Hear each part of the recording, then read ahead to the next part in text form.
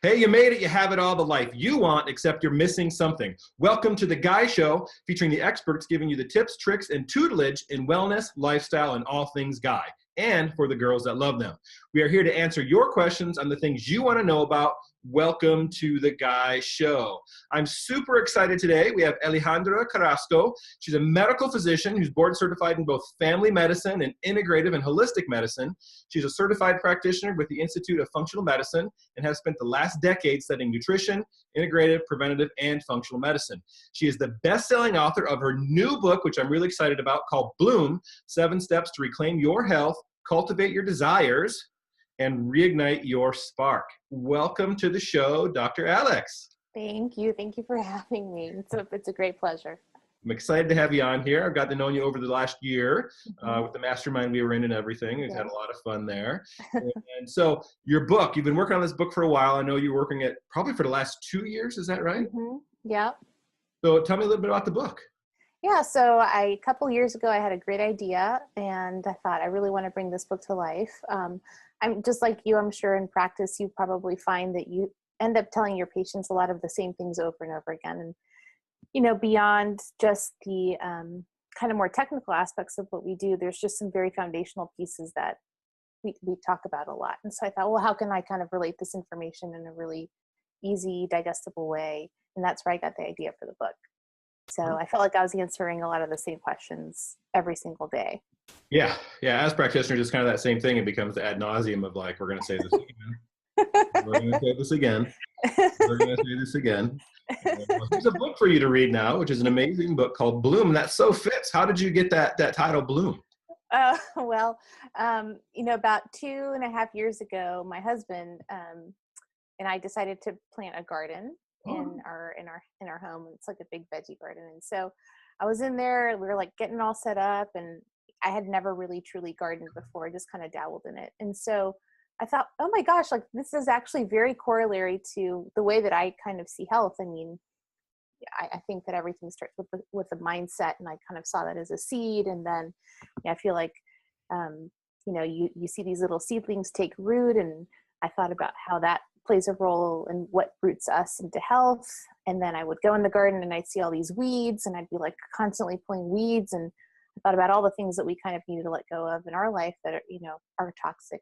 So that's how I got the whole idea. Wonderful. So like that blooming, your garden blooming like your life blooming. Pretty much. Yep. Nice.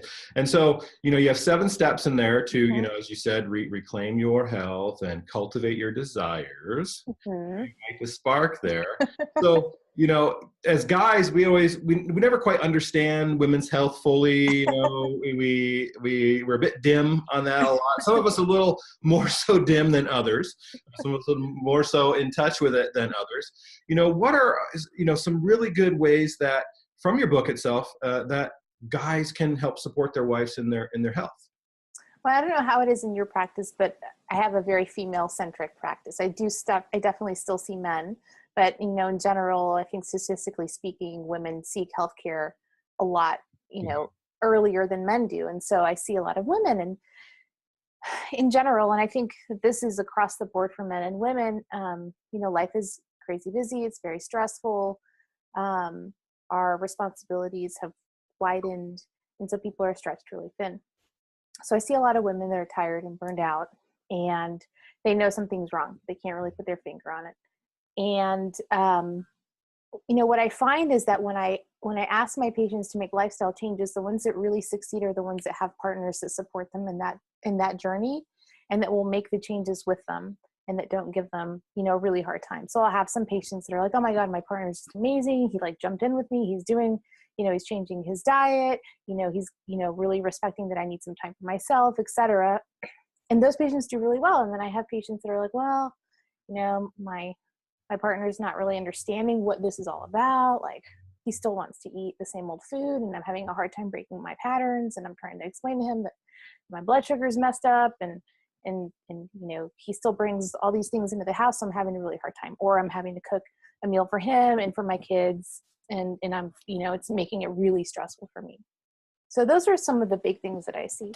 I think when people can do things as a family, or is a unit. There's just a lot more success because the support is just a lot deeper.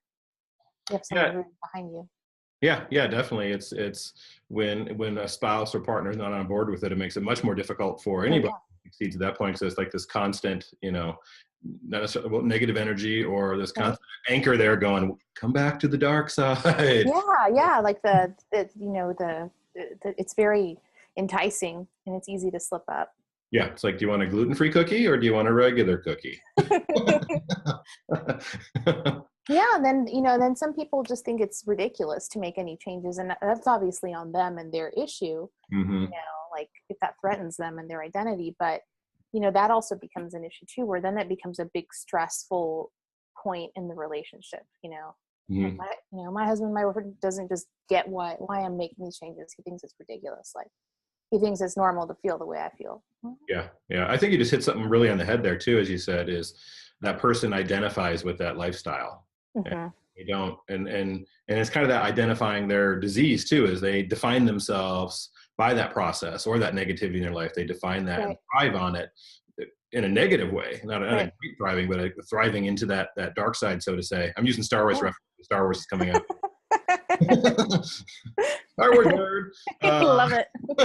So it's kind of thriving on that darkness there within their life, instead of seeing that lighter side of like, gosh, you could feel so much better and do so much better, perform so much better from a guy perspective, let alone. I mean, we covered that in one of the other episodes with Dr. Gio, just how diet is so key for health in general and Yeah. how a guy's parts function and Totally. For for virility. women's parts, yeah, for women's parts too, for women Yeah, there too, as nutrition is so important absolutely. for women too.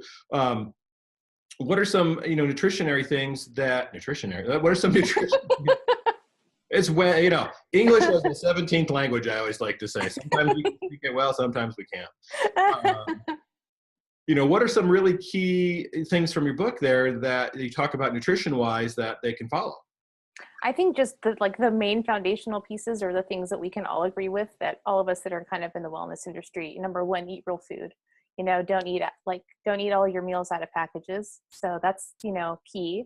Hmm. Um, and then I think really trying to aim for nutrient dense foods. So really trying to increase your fruit and vegetable intake, ideally 13 to 17 servings a day, which feels like a lot, but it's really not that much if you're only thinking about serving sizes in about a half a cup. Hmm. Unless you're doing raw leafy greens, that would be a cup. So, if you try to have a couple servings at every meal, then you can hit those targets if you work on it. Hmm. I think just doing those two things would be pretty amazing. I also think that maybe more the nuanced pieces would be thinking about whether you deserve a lot of carbohydrates or not, because some people do deserve them and some people don't. And I think that's where you work with a practitioner to figure that out. And I think that has a lot to do with your metabolism, but also how much you're moving in your life and how sedentary your job The is. carbohydrate reward. Yeah, exactly. Do you deserve it or not? I don't know. Let's see. I just did a hard workout. I deserve a small amount of carbohydrate. That's right. That's right.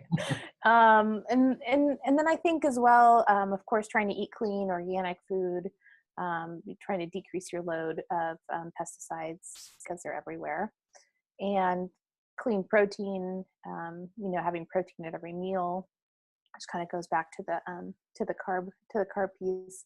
And then I think also thinking about doing traditional superfoods. I mean, I think a lot about my own grandparents who lived to be 96 and 103, and they ate a traditional Cuban diet, which actually has quite a bit of carbs, but they moved a lot. They didn't have cars. They walked everywhere. But one thing that they had a lot of every day was some kind of super porridge, which was always cooked from bones. And Hmm. there's a huge bone broth movement now, but that's just really kind of old school wisdom. Hmm. And really, I don't even think that it was considered wisdom back in the day. It was just like you didn't waste. And so Yeah. you cooked everything. It's on your plate, you eat it. Yeah, Right? exactly. But I think when you look at, cultures from all around the world and you look at cuisine, that's something that is pretty constant, consistent. If you look in Asian cultures, Mediterranean cultures, Latin American cultures, there's always some kind of soup that's been cooked with bones. Hmm. And, there's a lot of kind of evidence that's coming out now that it's really good for your gut, for your hair, skin, and nails as well. So I think looking at some fertility, and it's also very good for fertility, considering a traditional fertility food in many cultures. But I think that, putting some traditional superfoods in your diet is really, really important.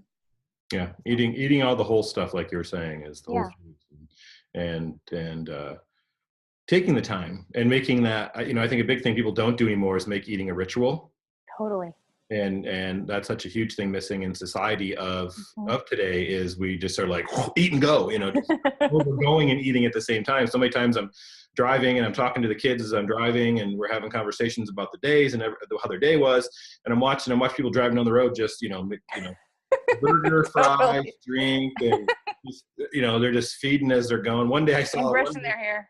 Yeah. Oh, there was one day I saw a lady driving. She was doing makeup, brushing her teeth, eating, and doing her hair, and reading, I think, too, and driving all at the same. I was just like, and watching a video. Yeah, I was just like, one of my videos were on. I think I saw it. But I was just like, I'm gonna get by this person because this is crazy. Danger. Yeah. She wasn't in a self-driving car. No, it was just a little teeny car. Yeah, it wasn't a big old truck or anything like that. It was just a little teeny car. I was like, no, that's not a good thing. But again, it's that ritual aspect that I think we're missing, of that family time. That's such a huge thing that totally. And I think eating with happiness and joy is so key too, because I'm sure that you have patients too that, now there's that whole term called orthorexia, where people get so obsessed with their food that spirals into kind of an unhealthy pattern and disease. So I think we're also meant to just eat with joy. And I think that's one of the things I write about too. I don't think 3 generations ago, people worried about the things that we worry about. They just would get together and they would, I remember my family just getting together, laughing and eating. And I think that is health promoting. And there's a really cool, funny quote that I like. And it's, I think it's an old, I don't know where it's from, but it's, Franks and beer with lots of cheer is better than, toast and sprouts and bread with lots of dread. So, I think there's a huge portion that relates to happiness. Yeah, it's definitely, I think it's an anti-paleo statement almost. I know that is anti-paleo. But I do think that, there's something to eating with joy. Yeah. And it just starts, it slows the, just biochemically in the body and neurotransmitter wise, that just hugely sets up the system for a better response to the food versus a negative response and a reactionary response. That's true. Yeah. And, then definitely there's research out there that supports that process of slowing down and taking our time while we're eating stimulates the whole digestive process, changes us from that fight or flight to that rest digest. That's right. From there affects the sympathetic parasympathetic system and works through there. So there's definitely a lot of research to back that up, of finding that joy again in the eating process and I think something that a lot of people don't realize is that there's this connection, between the gut and the brain with the vagal nerve. And that's really where you trigger your parasympathetic nervous system response. And so, by slowing down, you're able to communicate better with your food, which is truly information, to your gut, and then to also assimilate that into nutrients into the body. Yeah, that gut-brain connection there through the vagal. Did you see, I don't know, I shall send it to you if you don't have it, the recent article that just came out on, they finally discovered, lymphatic vessels in the brain. In the brain, yeah. Yeah. It was that's really surprising. Yeah, well. They're just everywhere else in the body. Right, yeah, except for that blood-brain barrier. It was just like, okay, so this is stuff we've always talked about. Now we can actually be like, we got some science now. And that's the funny thing about kind of functional medicine, natural medicine, chiropractic and everything. And it's like, all the stuff we've all talked about for 30, 40, 50 years. Right. I don't know if I'm not that old, but for my next generation. Really good. I look really good for 94-year-old. Yeah. I was going to say 170, but thanks. For prior generations of the alternative practitioners, this is the stuff we've always talked about. We just haven't had the science, a research article to state that it shows, but now it's like, now the research is catching up to everything we're saying, which is a fun process to go, we're kind of on. Right. Yeah. Anecdotal and observational evidence, I think, is also like pretty useful, but it is nice when you can kind of back it up with studies. Yeah. It's like you just wanted to, because you're talking, this little article pops up. You're like, hey, an article right here. That's right. What I just said there. Yeah, that was just fascinating. Just lymphatics is like one more thing of of the inflammatory system, the immune Right. system being able to have a function besides, see where it can come from and affect brain function neurologically. Well, well, and I think, the other thing that's showing up in the literature now that's, been discussed for years is the connection between Alzheimer's and blood sugar and chronic infection. Hmm. Um, and people's minds are being blown about that. Yeah, Um, type 3 diabetes, I think, is the yeah. kind of the Hmm. term being coined. Yeah. Yeah, Another reason to have a really great, blood sugar so that you keep your marbles when you age. yeah. Hmm. Exactly, exactly, exactly. Within your book, you talked about reigniting your spark. Trying to Hmm. get a little risky here. Hmm. What are some things What does that mean? we don't want to give all the tips away from your book, because you got to get her book, everybody. It's an amazing book. I just got it last week. It's an amazing book, a fun read. You're going to learn so much from Alex here. She's a phenomenal author and doctor, and she's in Austin. So if you're in Austin, if you're not, fly to Austin and see her. So what are some things that the guys can help their ladies with in reigniting the spark? Well, I think that, what I see a lot of, we kind of touched on it briefly, is I see just a lot of burnt out women that, always thought like, when I get to this point, then I'll be okay. So I'm just going to push through, college. And when I get to that point, then I'll be fine. Or then I'm going to push through grad school and then I'll be okay. And so I see a lot of women that have just been like really pushing hard. Mm-hmm. And then they get to, maybe a place in their career where they thought everything was going to feel awesome and they don't feel great. Or, they get to a place in their career and then they get married and they have kids and then they have like 3 kids and they haven't slept in like 7 years. And they're still wondering. I think you're speaking from experience I on might have some personal experience here. And so it's like you're still wondering like, well, when is it going to get better? this. And I think, I sit with people every day and I always ask them, like, what do you love to do? Like, what are your hobbies? What are the things that you like to do for yourself? And I'll have people stare at me for like, an awkward minute. Yeah. Like, what are you talking about? Like, What, I I haven't don't thought have about time. that since I was 20. Yeah, I don't have time for that stuff. Yeah, I don't have time for that. Like, I'm just surviving. Mm-hmm. And so I think that we're just in this very kind of being propelled by the survival culture instead of really a culture of enjoying life and thriving. And I think that that's really where people have really kind of feel like they've lost their spark, like they don't sparkle anymore. It's like, I'm just like making it. Mm-hmm. So I think that the first thing that when I ask women, like, well, what would it take for you to take care of yourself? A lot of times they're like, well, I just can't, like, I'm too busy. I feel like it's selfish. I feel like, I have all these other responsibilities to meet, and like taking care of myself is really, really selfish. Mm-hmm. And I mean, I would argue that, that's not true, because if you don't take care of yourself, and like no one else in your family or in your sphere is going to be really getting the best of you. And then you'll be crankier Yeah. and everything kind of goes, through a downward spiral. So I think that the way that partners can help, their ladies, is to just really ask them, like, what is it that you need? Like, what makes you happy? Like, you need to do things that make you happy. And that is totally fine. Like, it's not Mm-hmm. selfish at all. It's something that I really think you should do. And I support you in that. So it doesn't, moms always have so much guilt, Mm-hmm. So Yeah, dads do too at that point. it's true. It's I got just true. a lot of guy friends that are single dads, and the Yeah. single moms on the other spectrum there, and the Yeah. dads I'm talking to have that same sense. They still have that same of like, am I doing enough to spend time with my kids? When I'm, Right. am I doing enough to support them and supporting their mom, even though we're Right. separated, divorced, or anything, Right. to make sure they're getting the things they want.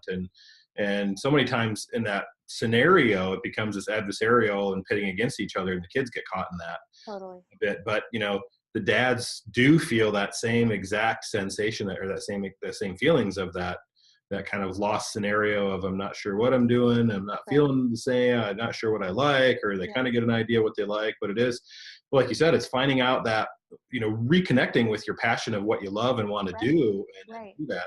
I'm reading a book right now too, besides yours, Brennan Bouchard's new book. I try to read a lot when each night I try to read for an hour. Yeah. Brendan Bouchard's new book, and he talks about that we get so stuck in today's society of looking back and get kind of caught in there. And he's like, but we don't talk, we talk about kind of the life we want, but we don't do anything to create it. Right. That's so true.